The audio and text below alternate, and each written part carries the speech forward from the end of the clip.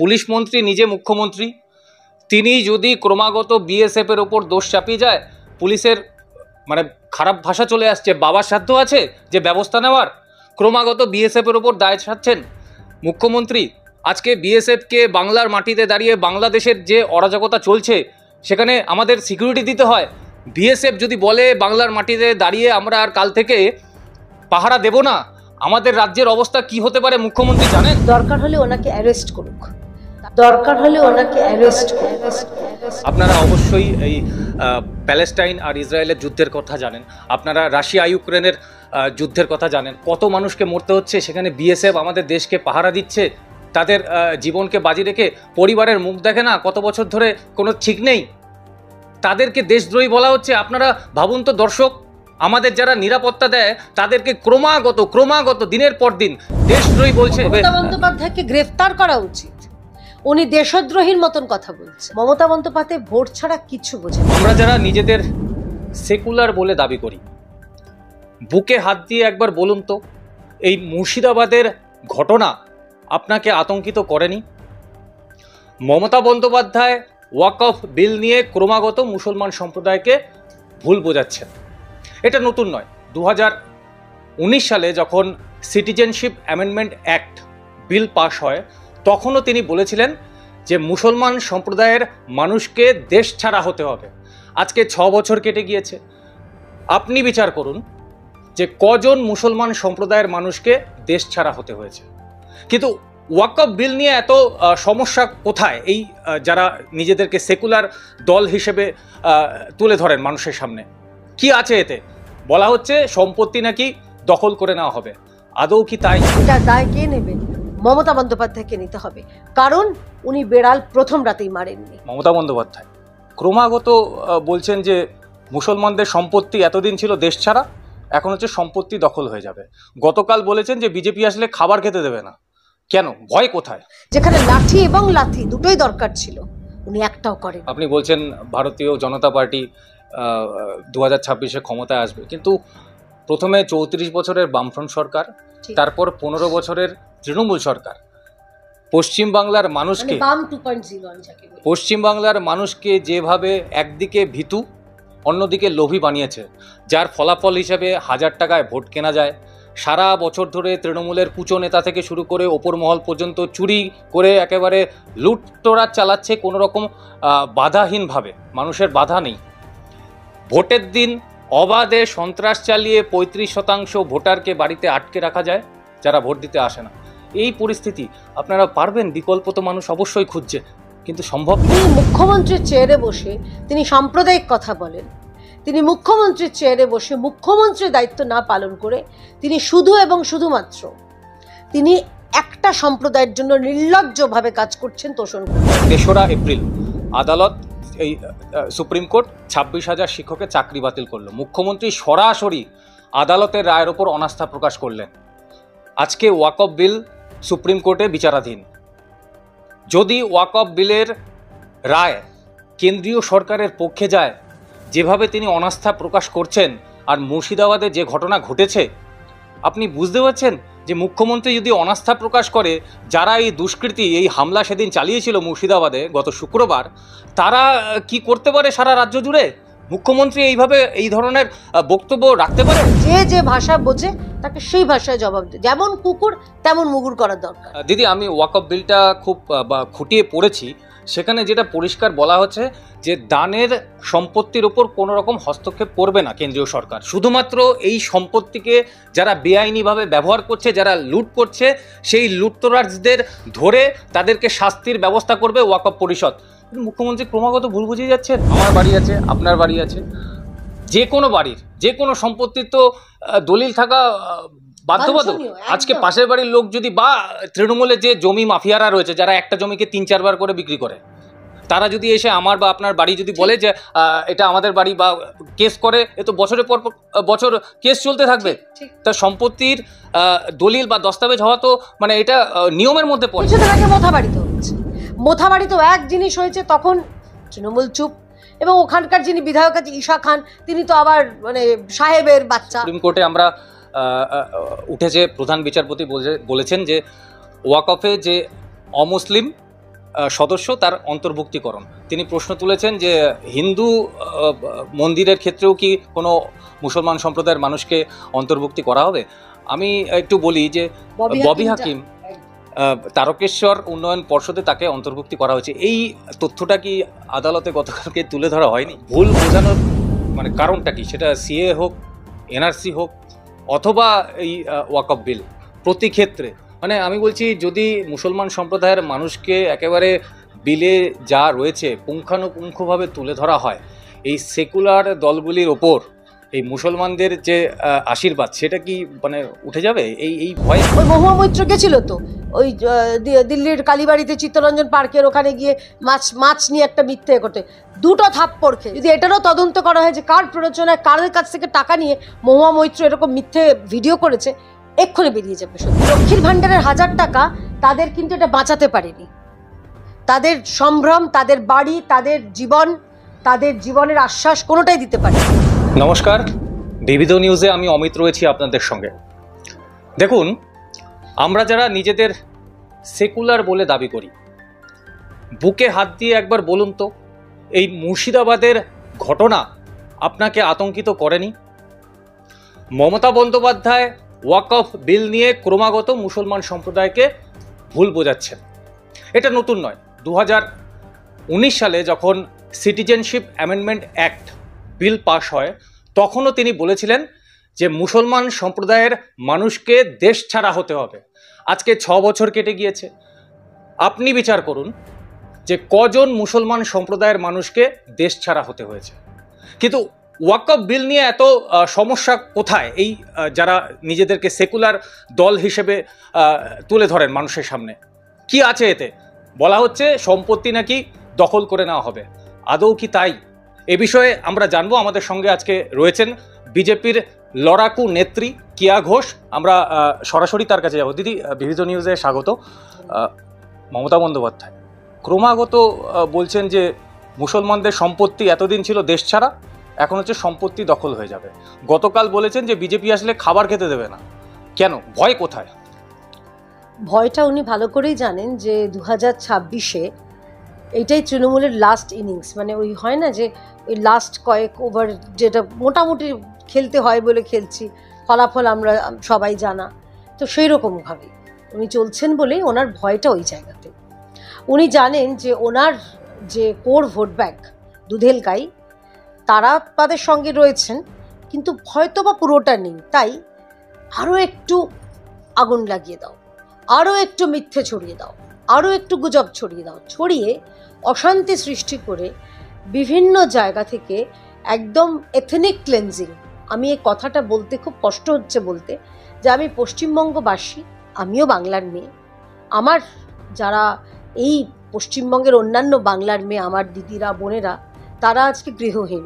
তারা আছে দূরে দূরে ঘুরছেন শুধুমাত্র তাদের এই কষ্টের কথা বর্ণনা করার জন্য।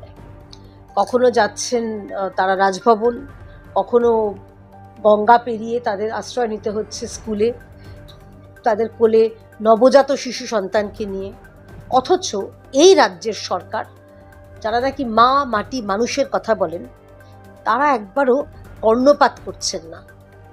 গতকাল আমরা দেখলাম যে ওই ইমাম মুয়াজ্জিনদের নিয়ে একটা সভা করলো।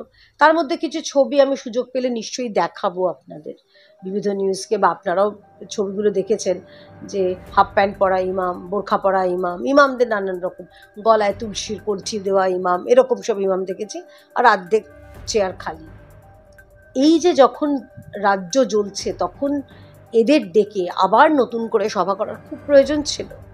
আসলে প্রয়োজনটা হচ্ছে নিজের ভোট ব্যাংককে অটুট রাখতে। মমতা বন্দ্যোপাধ্যায় ভোট ছাড়া কিছু বোঝেন না। মানে মানুষের উন্নয়ন, মানুষের কল্যাণ, মেয়েদের যে তাদের অগ্রাধিকার, কিচ্ছু বোঝেন না। উনি খালি বোঝেন ভোট টু ভোট। এক ভোট হয়ে গেল, 24-এর ভোট হয়ে গেল, এবার 26-এর ভোট। আগে ছিল 21-এর ভোট হয়ে গেল, 24-এর ভোট।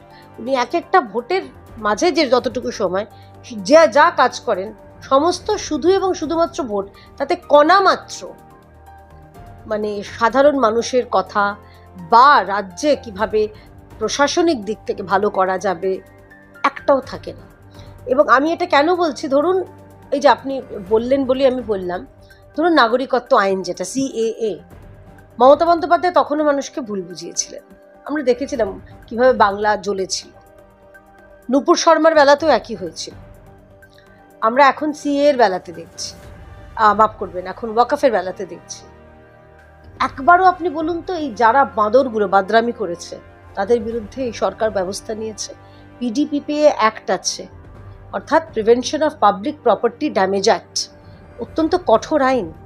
এই আইনের দ্বারা যারা ভাঙচুর করছে সরকারি সম্পত্তি, তাদের কাছ থেকে আদায় করার নিদান রয়েছে, আমাদের সংবিধান সে নিদান দিয়েছে।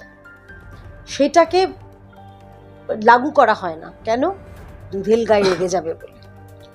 অথচ সেই কোভিডের সময় যখন সেই উড়ন্ত লুঙ্গির ঝুলন্ত লাথি আমরা দেখেছিলাম, দুরন্ত লাথি আমরা দেখেছিলাম, সেই লাথি খাওয়ার পরেও যাকে গ্রেপ্তার তো করতেই হবে, সোশ্যাল মিডিয়া ভাইরাল হয়ে গেছিল ছবিটা, যাকে গ্রেপ্তার করা হয়েছিল শুনেছিলাম, এবং কাগজেও বেরিয়েছিল কয়েকটা কাগজে, যে তার বাড়িতে নাকি রীতিমতন চাল, ডাল, তেল, নুন, আলু, পেঁয়াজ ইত্যাদি সব পাঠানো হয়েছিল। অর্থাৎ এটা হচ্ছে মানে কি বলবো, এক হাতে ওই এটা নাটক যে তোমাকে গ্রেপ্তার করলাম, অন্য হাতে রাতের অন্ধকারে চুপিসারে গিয়ে কান ধরে ক্ষমা চাওয়া। মানে চাই কি, আমার মানে সন্দেহ আছে যা এখনকার পুলিশের অবস্থা, হয়তো কান ধরে উঠবসও করে এসছেন যে আমাকে ক্ষমা করো, তোমাকে গ্রেপ্তার করতে হয়েছে বলে।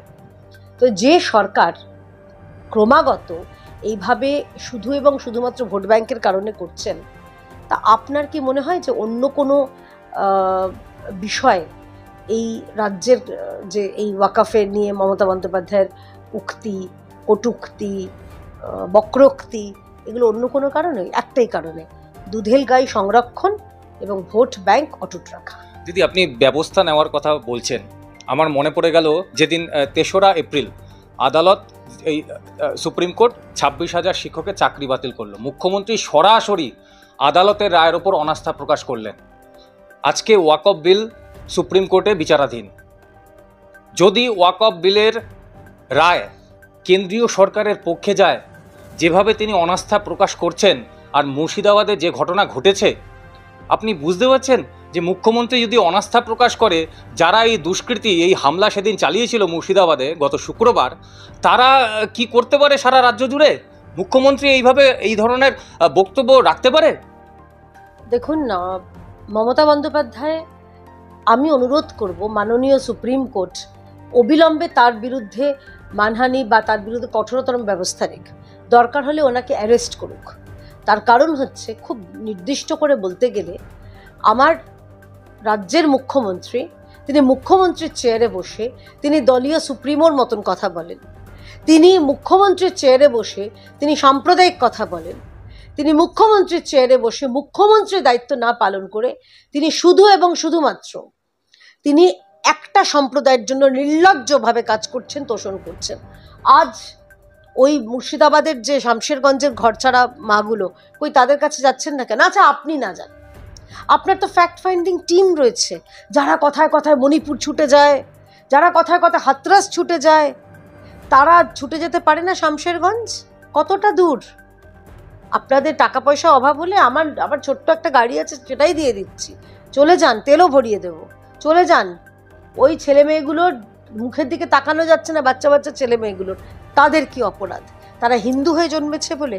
এবং এই কথাটা অমিত এখন বলার সময় এসেছে যে আমরা আমাদের এই হিন্দু বাঙালি হোমল্যান্ড, যেটা ডক্টর শ্যামাপ্রসাদ মুখার্জি আমাদের মানে বাঘের মুখ থেকে কার্যত ছিনিয়ে নিয়ে দিয়েছিলেন, সেই হিন্দু বাঙালি হোমল্যান্ডে আমরা হিন্দুরা এখন গৃহহীন। আমার ভাই বোনেরা, আমার মায়েরা সব গৃহহীন হয়ে রয়েছে। এটা দায় কে নেবে? মমতা বন্দ্যোপাধ্যায়কে নিতে হবে। কারণ উনি বেড়াল প্রথম রাতেই মারেননি।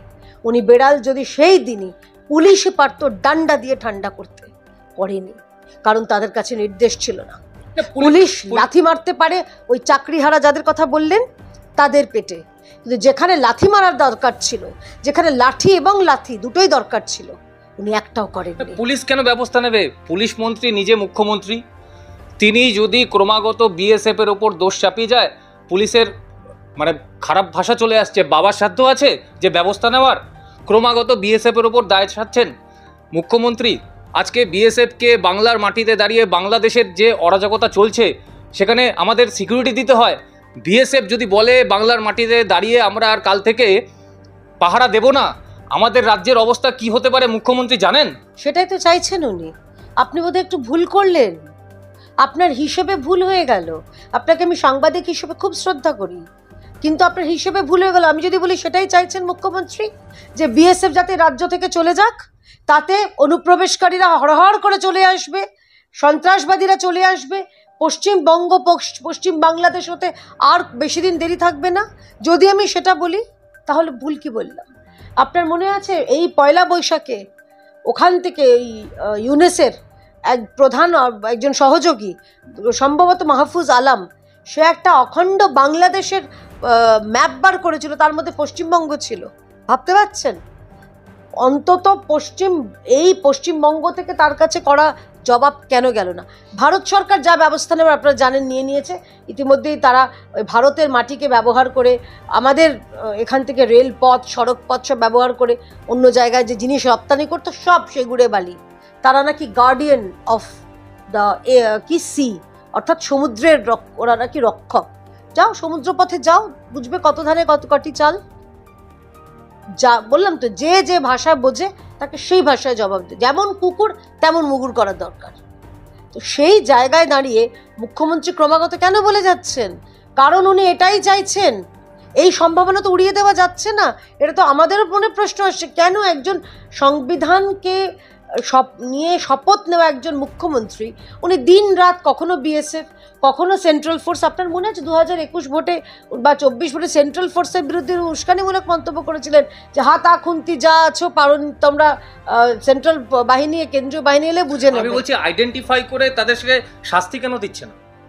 তাকে আইডেন্টিফাই করবে। বিএসএফ এর যদি কেউ কোনো খারাপ কাজ করেই থাকে তাদেরকে আইডেন্টিফাই করে একটা প্রমাণ দেখান না। ব্যবস্থা কেন নেন না? উনি একটা প্রমাণ দেখান না। নেই তো দেখুন, পুরোটাই তো মিথ্যে। যার ডিগ্রি মিথ্যে, যার মানুষের প্রতি কাজ করার যে স্পৃহা সেটাও মিথ্যে, ডবল চাকরির প্রতিশ্রুতি মিথ্যে। তাহলে আপনার মনে হচ্ছে এটা সত্যি? উনি বলতে পারছেন না। দুটো প্রশ্ন আমার, খুব নির্দিষ্ট দুটো প্রশ্ন। প্রথম প্রশ্ন, যদি বিএসএফ এতই খারাপ হবে তাহলে সেই রাজ্যের সংশ্লিষ্ট জেলার যিনি জেলা শাসক তিনি বিএসএফকে কেন ডাকলেন? যদি বিএসএফ এত খারাপ হয়, কারণ কন্ট্রোল করতে পারছিল না, এই উন্মত্ত মৌলবাদী জেহাদি বাঁদরগুলোকে কন্ট্রোল করতে পারছিল না, জেলা শাসক নিজে বিএসএফকে ডেকেছেন, কন্ট্রোল হয়েছে। বিএসএফ এর গাড়ি দেখে সেখানকার স্থানীয়রা ওপর থেকে তারা জয় শ্রীরাম স্লোগান দিচ্ছেন। তারা জানেন অন্তত হিন্দুরা আমরা প্রাণে বেঁচে গেলাম। এটাও আমাদের পশ্চিমবঙ্গে আমাদের এই জীবৎকালে দেখে যেতে হবে। 1947, 1971 আমরা ডকুমেন্টারি তথ্যচিত্র দেখেছি, বইতে পড়েছি, চোখের সামনে আমাদের দেখে যেতে হবে যে এরা ওই খান সেনার সঙ্গে এদের কি তফাৎ রয়েছে। এই যে জেহাদিগুলো গন্ডগোলগুলো করেছে, যেই ছেলে মেয়েগুলোকে যে ছেলেগুলোকে উস্কানি দিয়েছে, তাদের বয়স 12 বছর 14 বছর, তাদের হাতে পড়ার বই না তুলে দিয়ে তাদের হাতে পেট্রোল, বোমা, পাথর তুলে দেওয়া হচ্ছে কেন? কারণ এইগুলো করিয়ে রাখলে, ওই যত একটা কথা ছিল না হীরক রাজার দেশেতে, ওরা যত কম জানে তত বেশি মানে। এক জিনিস, এদেরকে শিক্ষিত করলে এরা জানবে মুখ্যমন্ত্রীর মিথ্যাচারিতা, ওরা জানবে এই রাজ্যে যা এত মুসলমানদের জন্য কথা বলেন, আমাকে বলুন মুসলমানদের জন্য কি করেছেন। বরং ওয়াকফ সম্পত্তি নিয়ে যেটা আমরা তথ্য পাচ্ছি যে সারা দেশে ওয়াকফের দ্বিতীয় বৃহত্তম সম্পত্তি রয়েছে পশ্চিমবঙ্গে, তার হিসেব নেই। খবর পাচ্ছি ববি হাকিম কত ওয়াকফ সম্পত্তি তিনি নিজে দখল করে বসে আছেন। এটাই হচ্ছে কারণ সত্যটা উদ্ঘাটিত এই ওয়াকফ সংশোধনীতে মূলত কি বলা আছে, যে আপনাদের প্রথম কথা হচ্ছে দুটো পার্ট। আমি এটা গুরুত্বপূর্ণটা আগে বলে নিচ্ছি যে আমি ওয়াকফে আসবো। তার আগে আমি একটু দর্শকদের বলবো, আপনারা একটু ভাবুন তো, আপনারা অবশ্যই এই প্যালেস্টাইন আর ইসরায়েলের যুদ্ধের কথা জানেন, আপনারা রাশিয়া ইউক্রেনের যুদ্ধের কথা জানেন, কত মানুষকে মরতে হচ্ছে সেখানে। বিএসএফ আমাদের দেশকে পাহারা দিচ্ছে, তাদের জীবনকে বাজি রেখে, পরিবারের মুখ দেখে না কত বছর ধরে, কোনো ঠিক নেই, তাদেরকে দেশদ্রোহী বলা হচ্ছে। আপনারা ভাবুন তো দর্শক, আমাদের যারা নিরাপত্তা দেয় তাদেরকে ক্রমাগত দিনের পর দিন দেশদ্রোহী বলছে? আপনারা কমেন্ট বক্সে জানান। আমরা ওয়াকফে ছিলাম, ওয়াকফে মমতা বন্দ্যোপাধ্যায়কে গ্রেফতার করা উচিত। উনি দেশদ্রোহীর মতন কথা বলছেন। যে মুখ্যমন্ত্রীর চেয়ারে বসে এমন কথা বলতে পারেন, যারা দেশের সীমান্ত সুরক্ষা করছেন, তাদের বিরুদ্ধে অবিলম্বে ওনাকে গ্রেপ্তার করা উচিত, বা ওনার কাছে কঠোর, উনি ক্ষমা চান বিএসএফ এর কাছে। বিএসএফ যদি বলে ক্ষমা চাইলে মুখ্যমন্ত্রী না ক্ষমা চাইলে আমরা বাংলায় দাঁড়িয়ে পাহারা দেব না, উনি ক্ষমা চাইতে বাধ্য হবেন। সমস্যাটা হচ্ছে অন্য জায়গায়। বিএসএফ দেশকে ভালোবাসে, বিএসএফ এর কাছে বাংলা নয়, পশ্চিমবঙ্গ নয়, বিএসএফ এর কাছে যে সীমান্তটা, ওটা দেশের সীমান্ত, এটা ভুললে চলবে না। পশ্চিমবঙ্গ ভারতের এক অঙ্গরাজ্য, এবং যে রাজ্যের সঙ্গে বাংলাদেশ, পার্শ্ববর্তী বাংলাদেশ, তাদের যে বর্ডারটা রয়েছে, 450 কিলোমিটার ওরা জমি যে খোলা আছে, সেখানে ফেন্সিং করতে দিচ্ছে না। ফেন্সিং করতে দিলে সেখানে তৃণমূলের লোকেরা এসে বাধা দিচ্ছে, বিএসএফ জানিয়েছে। আপনি খোঁজ নিয়ে দেখুন, যেদিন রাত্রিবেলায় অমিত শাহ স্বরাষ্ট্রমন্ত্রী তিনি বিবৃতি দিয়েছেন লোকসভায় দাঁড়িয়ে, সংসদে দাঁড়িয়ে, 450 কিলোমিটার দিচ্ছে না এরা। কারণটা কি? ওইখান দিয়ে দুধেল গাইরা আসে, ওইখান দিয়ে সন্ত্রাসবাদীরা আসবে বলে, ওইখান দিয়ে তোমাদের যত গরু চুরি থেকে শুরু করে সব কিছু হয়, আর হলেই বিএসএফ। ওইখানে দাঁড়িয়ে বিএসএফ এর যে যারা, তারা এখন অস্থায়ী বর্ডার তৈরি করছেন, অস্থায়ী ফেন্সিং লাগাচ্ছেন, ওখানে দাঁড়িয়ে তারা প্রথমে তো জমি দেয়নি, আপনি জানেন। মমতা বন্দ্যোপাধ্যায় সুপ্রিম কোর্টের ধমকানিকে খানিকটা হলেও নিমরাজি হয়েছিলেন, তাও পুরো জমি এখনো পাওয়া যায়নি। 14টা চেকপোস্ট করার দরকার, একটা চেকপোস্ট করতে দিয়েছেন। কি কারণে? চেকপোস্ট হলেই তো চেক হবে, তাহলেই কিন্তু ওই কেষ্টমণ্ডলের গরুগুলো যাবে না, তাই না? কারোর সোনা, কারোর বালি, এগুলো যাবে না। সেই কারণে বিষয়টা হচ্ছে খুব সহজভাবে নয় জিনিসটা, বিষয়টা আরো গভীর। কেন বিএসএফ এর প্রতি এত রাগ মমতা বন্দ্যোপাধ্যায়? বিএসএফ বাধা দিচ্ছে বলে, বিএসএফ গরু চুরিতে, পাচারে, মানুষ পাচারে, অনুপ্রবেশকারীদের আসতে, রোহিঙ্গাদের আসতে বাধা সৃষ্টি করছে বলে রাগ। এইটা আপনাদের জেনে নিতে হবে, এবং আমি অনুরোধ করব, ইতিমধ্যে বিএসএফ সম্ভবত তারাও কঠোর পদক্ষেপ নেবেন, আমি অনুরোধ করব কঠোর পদক্ষেপ নেওয়া দরকার, এবং এমন পদক্ষেপ যে একটা শিক্ষা দেওয়া দরকার, সমুচিত শিক্ষা। অনেক হয়েছে, এই পশ্চিমবঙ্গে বসে উনি ভাবছেন যে এটা একদম রিপাবলিক অফ পশ্চিমবঙ্গ, একটা স্বতন্ত্র দেশ, তা হবে না। আমরা ওয়াকফে ছিলাম দিদি, আমি ওয়াকফ বিলটা খুব খুঁটিয়ে পড়েছি। সেখানে যেটা পরিষ্কার বলা হচ্ছে যে দানের সম্পত্তির ওপর কোনো রকম হস্তক্ষেপ করবে না কেন্দ্রীয় সরকার, শুধুমাত্র এই সম্পত্তিকে যারা বেআইনিভাবে ব্যবহার করছে, যারা লুট করছে, সেই লুটতরাজদের ধরে তাদেরকে শাস্তির ব্যবস্থা করবে ওয়াকফ পরিষদ। মুখ্যমন্ত্রী ক্রমাগত ভুল বুঝিয়ে যাচ্ছেন। দুটো জিনিস আছে যেটা আপনি খুব সুন্দরভাবে, খুব সহজে বুঝিয়ে বললেন। এই সংশোধনীতে দুটো হচ্ছে, একটা হচ্ছে এই যেটা ওয়াকফ আল আওলাদ, অর্থাৎ যারা স্বেচ্ছায় দিয়ে দিয়েছে, লেখাপড়ে করে দিয়ে দিয়েছেন, তাদের কোনো রকম সেটা ছোঁয়াই হবে না। কিন্তু ওয়াকফ বাই ইউজার মানে আমি আজকে দাঁড়িয়ে একটা গোটা গ্রামকে বলে দিলাম এই গ্রামটা ওয়াকফ সম্পত্তি, মামার বাড়ি। সিদ্দিকুল্লাহ চৌধুরী বলে দিল এই পুরো দক্ষিণ কলকাতা, এই রাজভবন, এই ইডেন গার্ডেন্স সব নাকি ওয়াকফ সম্পত্তি, মামার বাড়ি নাকি? কাগজ কোথায়, ডকুমেন্ট কোথায়? তুমি করছো বলে, থাকছো বলে তুমি আজকে দাবি করে দিলে, কালকে তো আমার বাড়িতে এসে বলে দেবে যেটা ওয়াকফ সম্পত্তি। বিষয়টা তাই। এবং সব থেকে অদ্ভুত ব্যাপার কি জানেন তো, বলে দিলে আপনি কোথাও এই কোর্টে যেতে পারবেন না। আপনার যে ট্রাইব্যুনাল, ওয়াকফ ট্রাইব্যুনাল, সেটা হবে ওয়াকফ পুরো মেম্বারদের মধ্যে, অর্থাৎ যারাই চুরি করছে তারাই আবার আপনার বিচার করছে, এইরকম বিষয়। এখন কলকাতা হাইকোর্টেও যাওয়া যাবে এবং সুপ্রিম কোর্টেও যাওয়া যাবে লিটিগেশন নিয়ে। শুধু তাই নয়, এই যে আপনার ওয়াকফ বাই ইউজারটা, এইটাকে যে মান্যতা দেওয়া, কিভাবে মান্যতা দেওয়া? কারণ যে কোনো মন্দির, আমরা আজকে গতকালই তামিলনাড়ুর একটা গ্রাম, 1400 মানুষ থাকেন, বলেছে পুরোটাই নাকি ওয়াকফ, এবং ওদের ভাড়াটা জমা দিতে হবে। ওয়াকফের যে চিন্তা ভাবনাটা যেটা করা হয়েছিল, সেটা হচ্ছে একটাই, যে যাতে যারা ঈশ্বরের কাছে নামে জমি দিতে চান তাদের জমি যায়, এবং সেই জমির ভাড়া দিয়ে বা টাকা দিয়ে দরিদ্র মুসলমান যারা, তাদের চিকিৎসার খরচ, মেয়েদের বিয়ের খরচ, পড়াশোনার খরচ ইত্যাদি সমাজ কল্যাণমূলক খরচে ব্যবহার হয়। আমি একটা বলে দিচ্ছি, মজাটা এখানে, সেটা তো হচ্ছে না, কল্যাণ হচ্ছে। ওই ওয়াকফ কমিটিতে যারা রয়েছে তাদের কল্যাণ হচ্ছে। ববি হাকিমদের মতন লোকদের কল্যাণ হচ্ছে, সিদ্দিকুল্লাহ চৌধুরীর মতো লোকেদের কল্যাণ হচ্ছে, এবং এর আগে বাম জমানায় যারা যারা ছিলেন বড় বড় নাম সমস্ত খোঁজ নিয়ে দেখবেন তাদের কল্যাণ হয়েছে। তাদের মধ্যে যেহেতু দু একজন মৃত হয়েছেন, আমি নাম নিতে চাইছি না মৃত মানুষদের, কিন্তু ওরকম বড় বড় নেতা বামেদের মুসলমান নেতা তাদের কল্যাণ হয়েছে। এই ওয়াকফ নিয়ে যেটা করেছে এরা হচ্ছে লুট করেছে। ওয়াকফ সম্পত্তি বিক্রি হয়ে গেছে, বিক্রি হয়ে সেটা ফ্ল্যাট বানিয়ে দেওয়া হয়ে গেছে। ভাবতে পারছেন সেই টাকাটা কোথায় গেল? যায়নি, কিন্তু কোনো গরিব মুসলমানদের কাছে যায়নি। কল্যাণ হয়েছে এই সব লোকেদের, এইখানটাতে আপত্তি। আর আরেকটা জিনিস হচ্ছে, কল্যাণবাবু বলেছিলেন, আবার কল্যাণের কথাতেই আসছে, কল্যাণ বন্দ্যোপাধ্যায় বলেছিলেন নাকি 9 জন না 15 জন নাকি নামাজ পড়লেই সেই সম্পত্তিটা ওয়াকফ হয়ে যায়।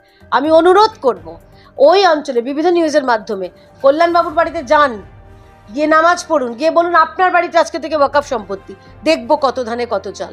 খালি অন্য লোককে খালি সুরসুরি দিয়ে বলা না, যখন নিজের ওপরে আসবে তখন বুঝবেন কত ধানে কত চাল। আপনি গরিব মানুষের কল্যাণের কথা বলছিলেন, আমি একটা জাস্ট আমাদের কাছে পিঠেই একটা উদাহরণ দিয়ে দিচ্ছি। কলকাতা বয়েজ ক্লাব এবং টালিগঞ্জ ক্লাব ওয়াকফ সম্পত্তি অত্যন্ত মানে সামান্য ভাড়ায় সেটা ভাড়া খাটানো হচ্ছে। চিন্তা করে দেখুন, এইরকম বহু বহু বহু আছে। এবং এই সংশোধনীতে বলা হয়েছে যা যা জমি আছে সেই পুরো হিসেব দরকার। হিসেব লাগবে না, মানে চিন্তা করুন 21,000 একর যদি সারা ভারতবর্ষে হয়ে থাকে সম্পত্তির পরিমাণ, সেটা কোথায় আছে, কিভাবে আছে, কাদের কাছে আছে, কাদের হাতে আছে, সেটা হিসেব লাগবে না? অবশ্যই লাগবে, এবং রেজিস্ট্রি করতে হবে। সমস্যাটা এখানে, রেজিস্ট্রি করলেই সেটা তো আইনত ওয়াকফ সম্পত্তি কমিটি বোর্ডের হাতে চলে গেল। এবং সেই যেহেতু এখানকার এত দুর্নীতি হচ্ছে, একটা সেন্ট্রালাইজড ওয়াকফ বোর্ড থাকবে, তাতে কিসের আপত্তি? যারা সত্যি নাকি ঈশ্বরকে ভালোবাসেন, ঈশ্বরের জন্য তাদের জমি এবং সেই কল্যাণার্থে যেগুলো ঈশ্বরের কাজে ব্যবহৃত সেইটা নাকি ব্যবহার করা, বা অসুবিধা কি? অসুবিধাটা হচ্ছে এই জায়গায়, কারণ জমি এখানে লুট করা হয়েছে, ওয়াকফ সম্পত্তির জমি লুট করা হয়েছে। আর উল্টো দিকে যে ওয়াকফ বাই ইউজারটা আমি বলছি, ওই টেম্পল বাই ইউজার তো নেই যে আমি এখানে দাঁড়ালাম, আমি বলে দিলাম এটার মন্দিরের সম্পত্তি, তা তো নয়। আমরা যখন দেবোত্তর করে দিই, আপনি জানেন সেটা, দেবোত্তর সম্পত্তি রীতিমতন রেজিস্ট্রেশন করতে হয়, ট্রাস্ট থাকে, তাহলে ওয়াকফের থাকবে না কেন? আমাদের অনেকেই করেছেন দেবোত্তর সম্পত্তি। মমতা বন্দ্যোপাধ্যায় গতকাল একটা, আমি বলছি মানে মুখ্যমন্ত্রী চেয়ারে বসে আর কত মানুষকে ভুল বোঝাবেন। আমি একটা সাধারণ কথা বলছি, আমার বাড়ি আছে, আপনার বাড়ি আছে, যে কোনো বাড়ির যে কোনো সম্পত্তির তো দলিল থাকা বাধ্যবাধক।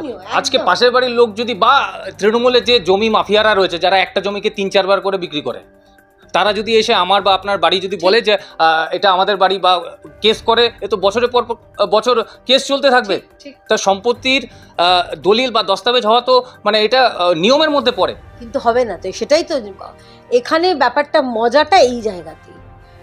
সম্পত্তির হিসেব দেখাবে না, সম্পত্তির হিসেব দেখালেই তো বেরিয়ে পড়বে আসলে কতটা জমি এবং কতটা জমি বেদখল হয়ে গেছে, কতটা জমি বিক্রি হয়ে গেছে, বিক্রির টাকাটা কোথায় গেছে। যদি আপনার মানি ট্রেলটা দেখেন তাহলেই তো প্রবলেম। মধুটা তো এই জায়গাতে, যে মধুটা, যে জমি যতগুলো আছে, জমি কতটা আদৌ আছে, কতটা বেদখল হয়ে গেছে, কতটা এদের হাতে চলে গেছে, সেইখানেই তো আপনার পুরো খেলাটা। ওই খেলাটা যাতে না খেলা হয়, তাই মমতা বন্দ্যোপাধ্যায় তৃণমূল দল এবং সরকার নোংরা খেলায় নেমেছেন। কি খেলা? যে এই 12-14 বছর আগে, বলুন তো এই ছেলেগুলোকে জিজ্ঞেস করুন ওয়াকফ কি আছে, তোর কটা জমি আছে, তোর কোন জমি কেন্দ্রীয় সরকার হড়প করে নিয়েছে, কোনো উত্তর নেই। কিন্তু ওদের বলে দিয়েছে মোদি করেছে, ব্যাস মারো। কতখানি ঘৃণা চিন্তা করতে পারেন এদের মনে, যে 12-14 বছরের ছেলেরা মায়ের বয়সী মহিলাদের তাদের যৌন প্রস্তাব দিচ্ছে, বলছে আমার সঙ্গে যৌন সংসর্গ করো, তাহলে তোমার স্বামী সন্তানকে আমি ছেড়ে দেবো, ছাড় দেবো। কতখানি অসভ্য, কতখানি বাদরামি চিন্তা করতে পারছেন? যাদের দরকার ছিল ডান্ডা মেরে ঠান্ডা করা, একদম শুট অ্যাট সাইড যারা দাঙ্গা করতে এসছে, সেইটা করেনি একটাই কারণ, আবার ওই এক কথা, দুধেল গাই তোষণ, নির্লজ্জ দুধেল গাই তোষণের ফলেই আজকে এই মুর্শিদাবাদে এরকম অবস্থা হয়েছে।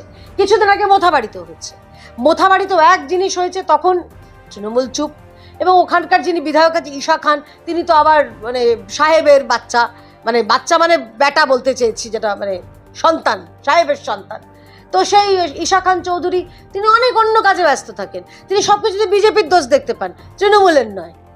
তো মোথাবাড়ির সময় তিনি চুপ ছিলেন, শামশেরগঞ্জের সময় তিনি চুপ, আবার আরেকজন বহরমপুরের, আমি সমগ্র বহরমপুরের তৃণমূলের বিধায়ক ইউসুফ পাঠান, তিনি আবার চা পানে ব্যস্ত আছেন।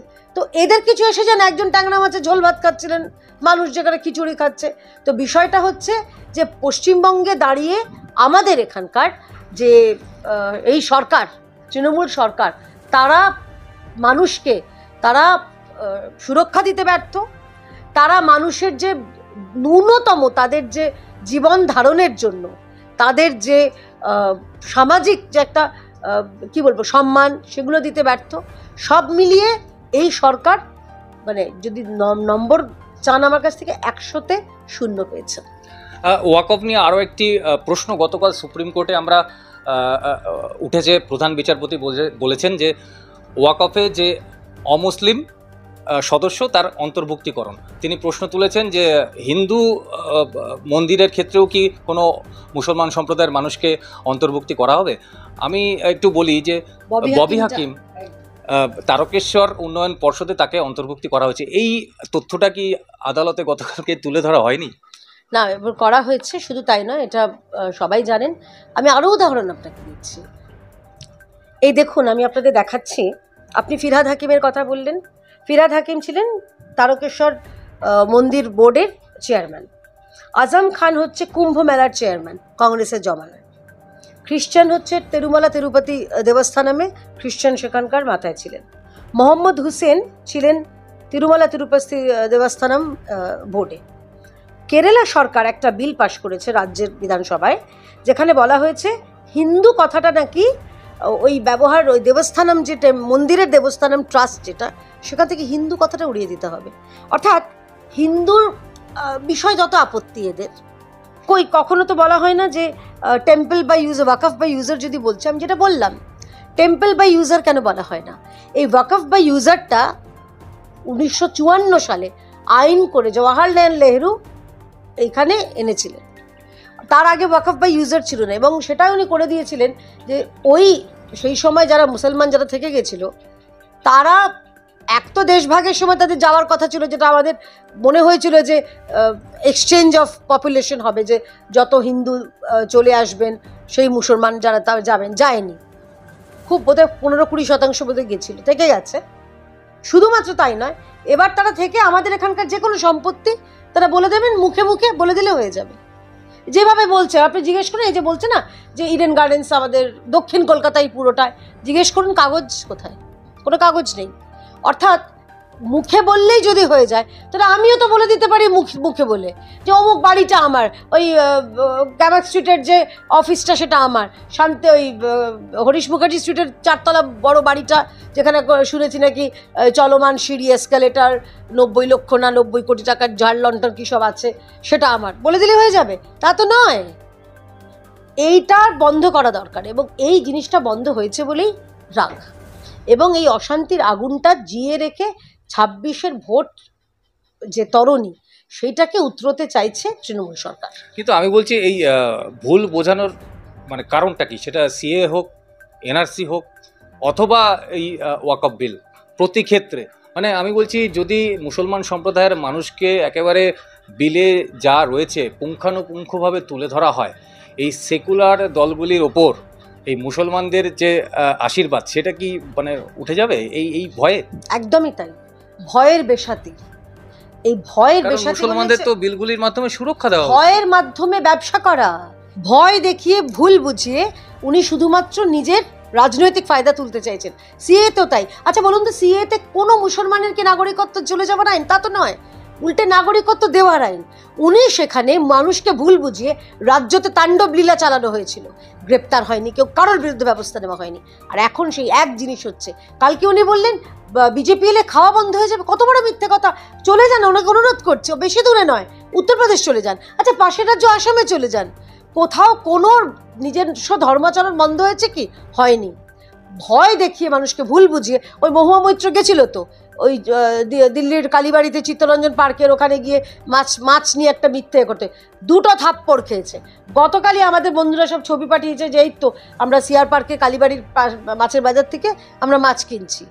আসলে এরা এই মিথ্যে কথা বলে। আর মহুয়া মৈত্রর কথা কি বলবো বলুন তো, যে নিজে প্রশ্ন করে, প্রশ্নের বিনিময়ে পয়সা নেয়, সে আবার এইটার জন্য কত টাকা নিয়েছে সেটার হিসেব করুন, বেরিয়ে যাবে। যদি এটারও তদন্ত করা হয় যে কার প্ররোচনায় কার কাছ থেকে টাকা নিয়ে মহুয়া মৈত্র এরকম মিথ্যে ভিডিও করেছে, এক্ষুনি বেরিয়ে যাবে সত্যিটা। এক। আর দ্বিতীয় হচ্ছে এই সিএ, এই ওয়াকাফের ফলে আমি যেটা বললাম, যারা যারা এখানে রাস্তায় নেমেছে, আরে তোদের কটা সম্পত্তি গেছে বল না, তোদের কি, তোদের এখান থেকে হরপ করে, তোদের বাড়িঘর, তোদের বসত বাড়ি, তোদের কিছু কিছু তো নেওয়া হয়নি।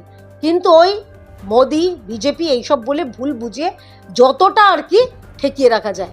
কিন্তু একটা জিনিস জানেন তো ভাই, যখন ঢেউ আসে, বড় ঢেউ আসে, সুনামি আসে, তখন এইসব এই বালির বাঁধ টিকবে না। মমতা বন্দ্যোপাধ্যায়ের মিথ্যের বাঁধ টিকবে না।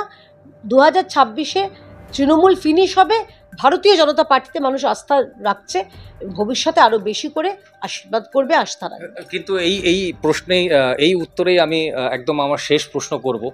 সেটা হলো, আপনি বলছেন ভারতীয় জনতা পার্টি 2026-এ ক্ষমতায় আসবে, কিন্তু প্রথমে 34 বছরের বামফ্রন্ট সরকার, তারপর 15 বছরের তৃণমূল সরকার পশ্চিমবাংলার মানুষকে, বাম 2.0 পশ্চিমবাংলার মানুষকে যেভাবে একদিকে ভীতু অন্যদিকে লোভী বানিয়েছে, যার ফলাফল হিসেবে 1000 টাকায় ভোট কেনা যায়।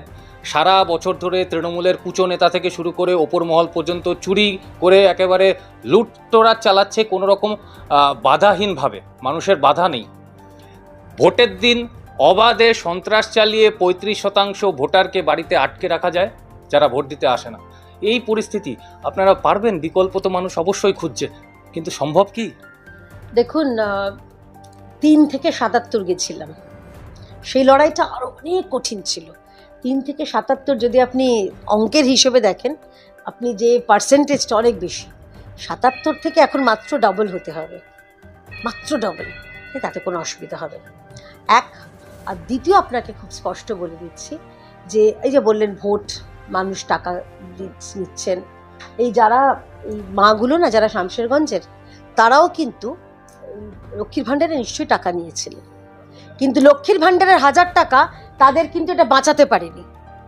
তাদের সম্ভ্রম, তাদের বাড়ি, তাদের জীবন, তাদের জীবনের আশ্বাস কোনোটাই দিতে পারেনি। তাই এরা এটা বুঝেছেন যে মমতা বন্দ্যোপাধ্যায় সরকার মানুষকে ভুল আশ্বাস দিয়েছেন, ভুল তথ্য দিয়েছেন।